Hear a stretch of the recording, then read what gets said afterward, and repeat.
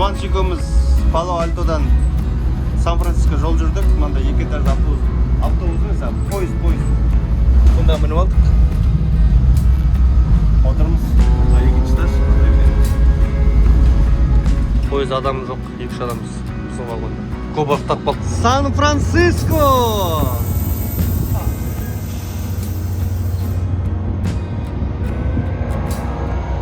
Ал жетуіңмен juga. Соңғы қаламыз Сан-Франциско. Ұстап қыдыру керек бізге осы қалада. Осы жолмен шығамыз. Замозға такси шақыра екен. Мынандай пойызға бірінші түн екі этаж.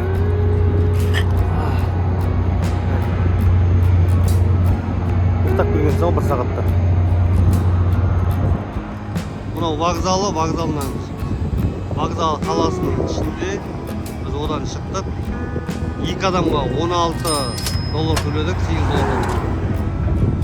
Пало-Альто, Сан-Франциско.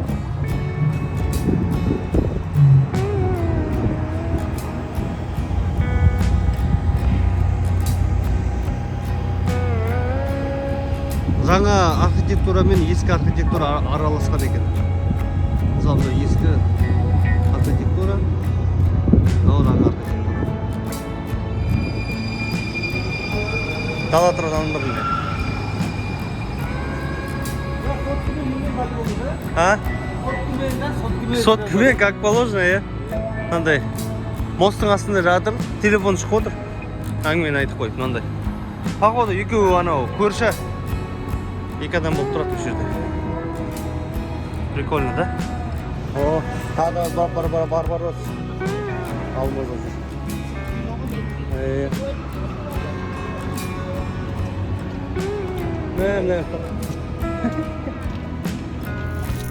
Сан-Францискода гостиницаға келіп жатырмыз. Мынау даунтаунда, центрде.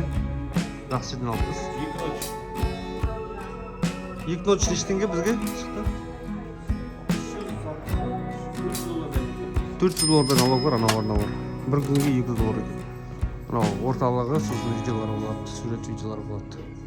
Сан-Францискосының ортасы.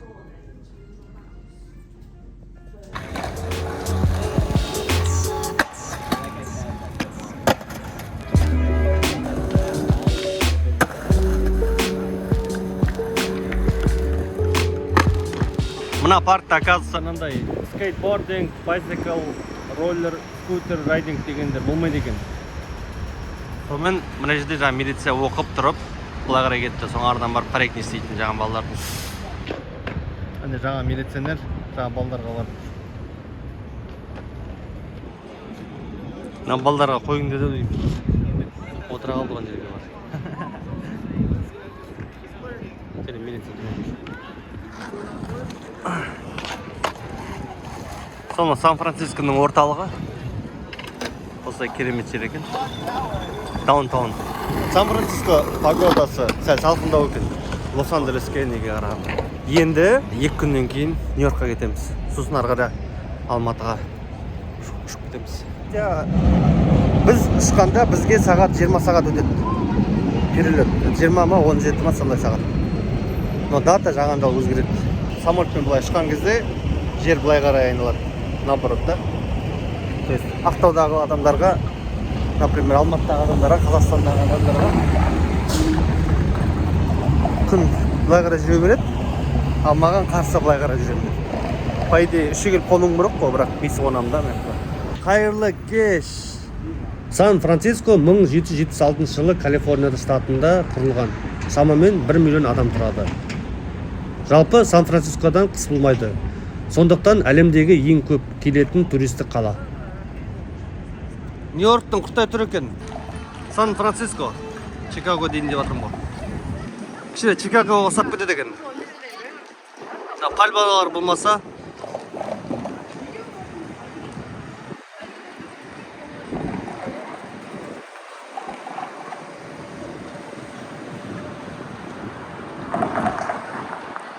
Керемет архитектура.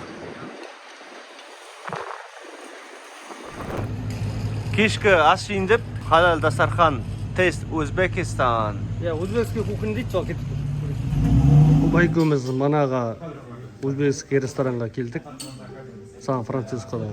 Самса бар екен не да? Почти 6 доллар тұрады екен. Сонда заказ беремін, сосын мындай манты бар, не бар, мындай бағалар қандай мындай. Плов, қазан кебаб, плов 15 доллар тұрады, қазан кебаб 18 доллар тұрады. Манты 18 доллар, манты міне қара, манты 18 доллар. Мынау плов мындай мысалы.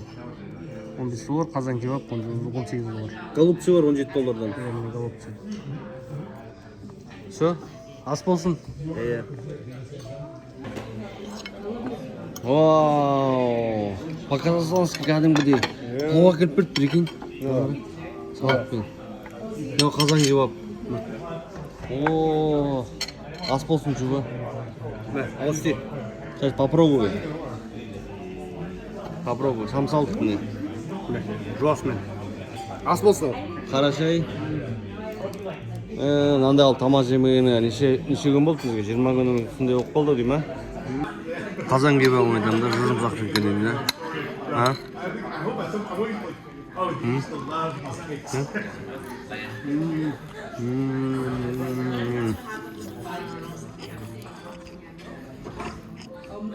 Жақсы екен, е?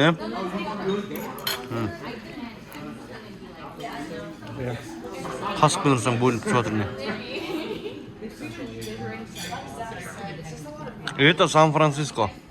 Еще на чайник говорят, как положено, да, по-узбекски. Кетіп жатыр мақтаса, ет дейтін. Надо помещение. Күшті.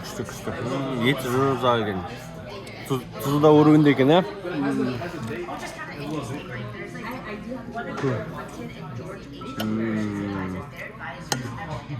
Түсіп жатыр ол яғни.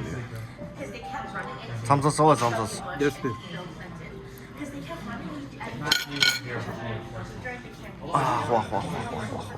Пловымыз 15 доллар, қазан кебаб 17-18 доллар, екі самса алдық 12 доллар. Итого 50 долларға шықты. Онда в общем процентпен айтып тұр. Чаевые 18% беріп кетіп жатыр жігіттерге. 60 долларға шықты. Чаевыймен. Ас болсын, жақсы болған екен.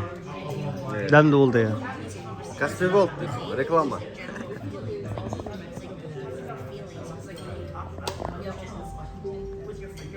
Узбекская кухня Сан-Францискода. Дәмді болды. Автотаксинің қара. Алдында көретін әні, ютубтан көретін. Электрогара, без водителя. Кетіп барды. Токпен жүреді да, өз-өзімен жүреді, короче. Не қара. Өзі алып кетіп барады, өзі қаш жете алмай қалдым. Водитель жоқ мана көргендей.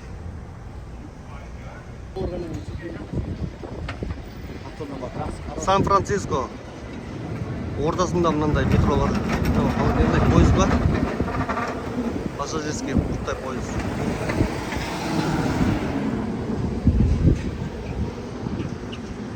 Жолдары не екен? Төмен биік сондай. Мына биікке кетіп жатыр, мына төменге кетіп жатыр. Мына жоғары мына. Мына та жоғары.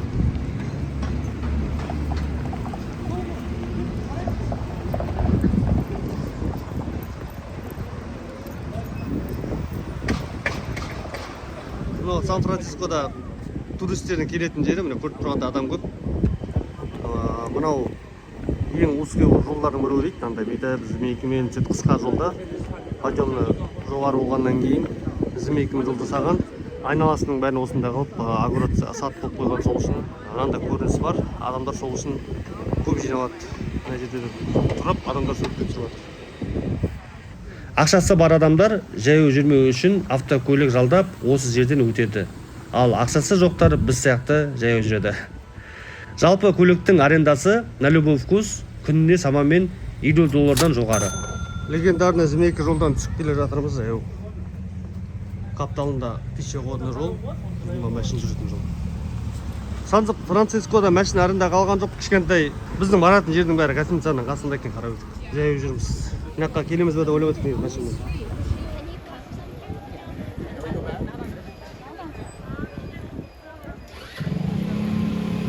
Мына Сан-Францисконың жолдарын айтанда масқара. Былай көтерілесің, түсесің еще. Міне ровно ғой, міне. Мынау ровно. сосын төменге қарай кетесің ары қарай. Спуск подъем ғой. Мынауға төменге қарай түседі. Кетіп батыр.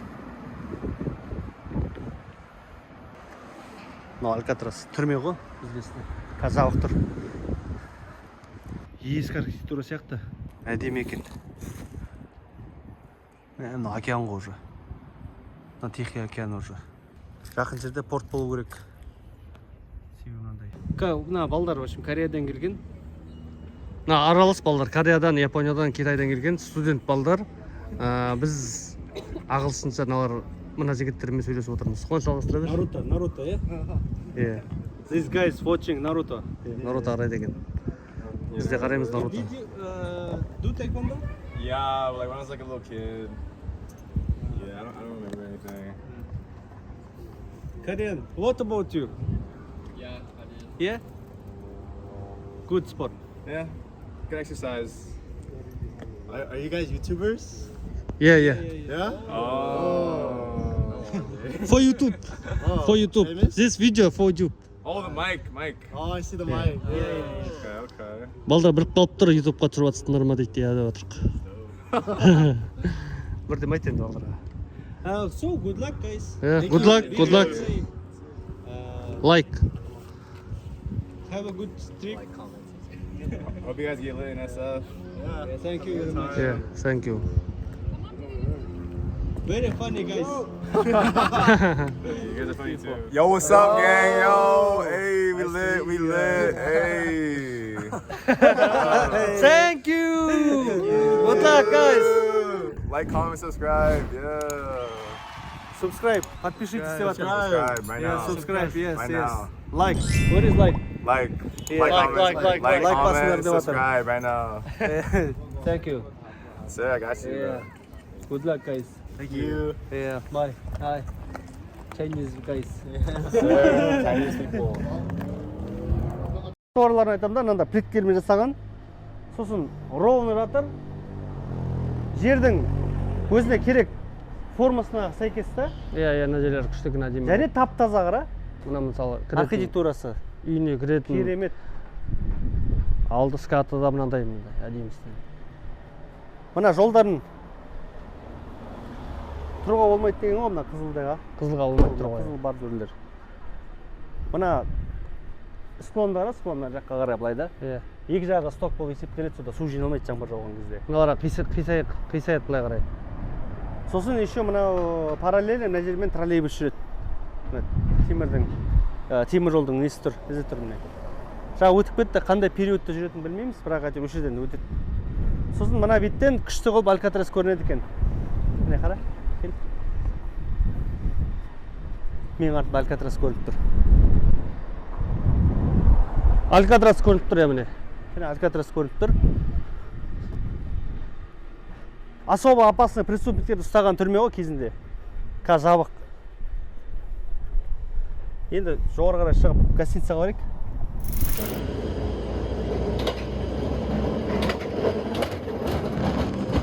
Осындай пойыз қала ішінде толып жүр. Туристер мініп қала қыдырады. Спорткарларда аз емес.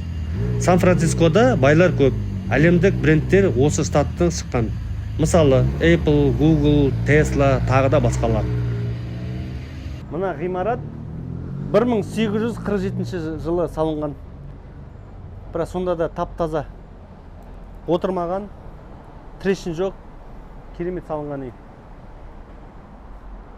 Пешеходный тротуары және үйдің архитектурасы бірге қосылып, әдемі болып үйлесіп тұр. Мына талдардың нелерін астына әдемілеп бөліп қойған да. Тұсына бүйтіп қалдырып қойған. Қалың талдар. Канализацияны үлік бар демек оны. Мусор салады осы жерге. Тап-таза қылып, кодын басып, мусор жинайтындар жинап кетеді. Сосын мұнда осындай кісілер көп итпен жүретін. Мына Сан-Францискода байқағаным, көбі жүгіріп, спортпен айналысып, активный образ жизни өткізеді екен. Иә. Ана Лос-Анджелес тіпті басқарады, бәрі жүгіріп жүр.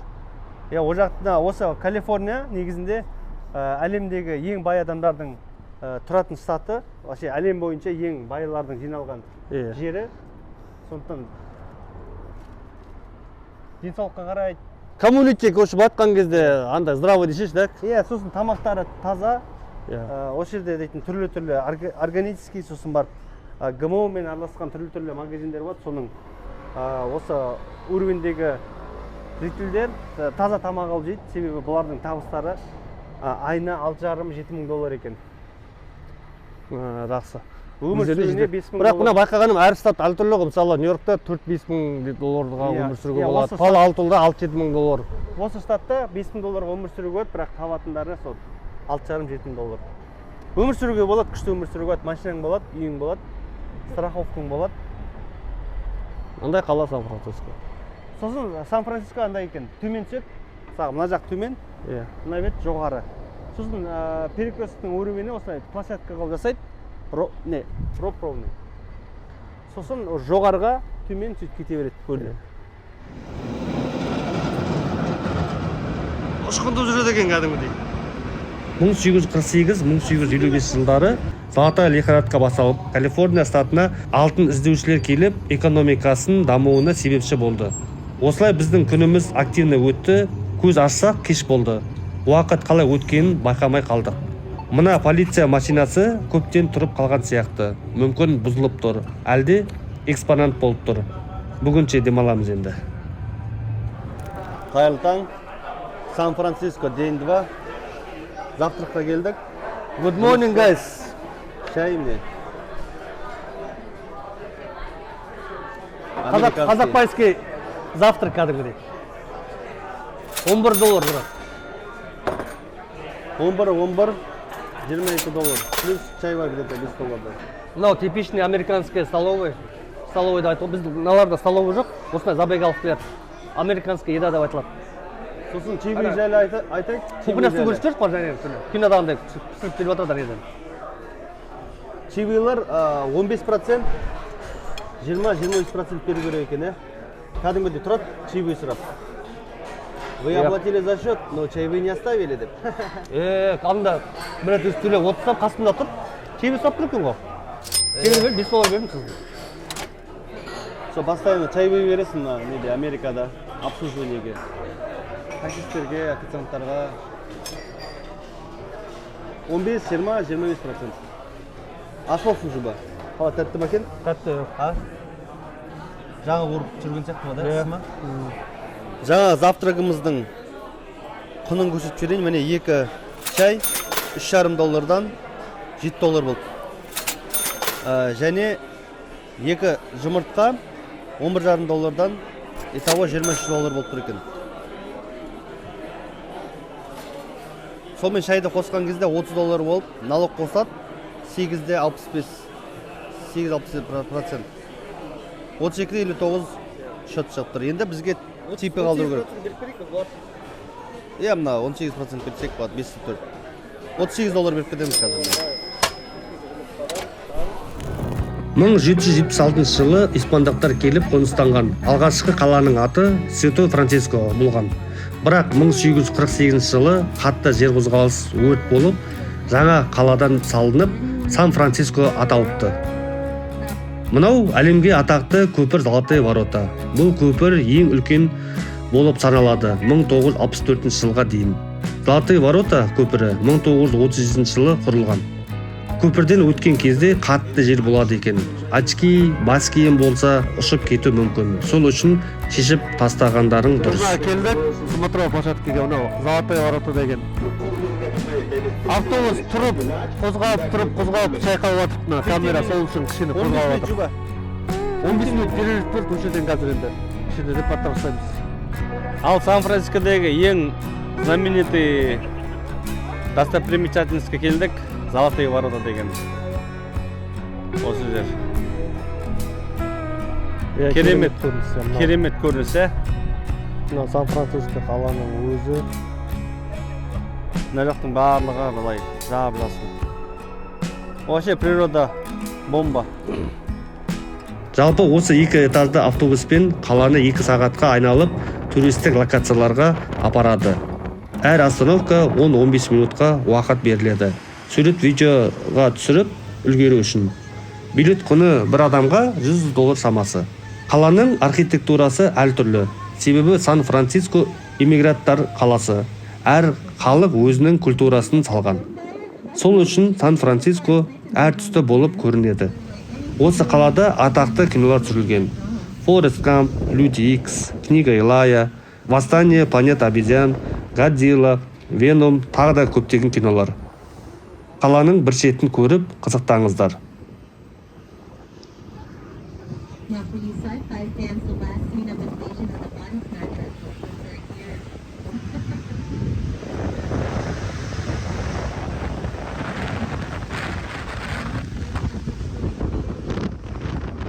Ужинға келдік.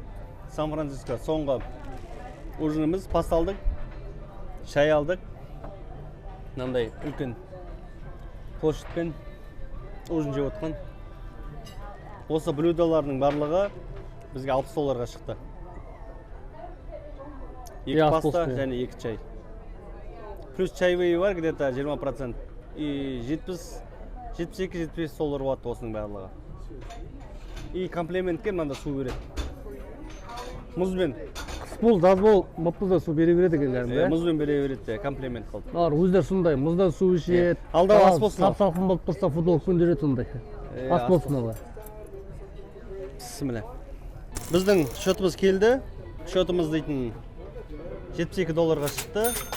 Плюс 22% чайвей қалдырып атыр, 15-97. Итого $88-58 шықты жаңа өзі. Карточкамен төлейміз. Мынандай витпен жеген қайт. Золотая карточка в кармане.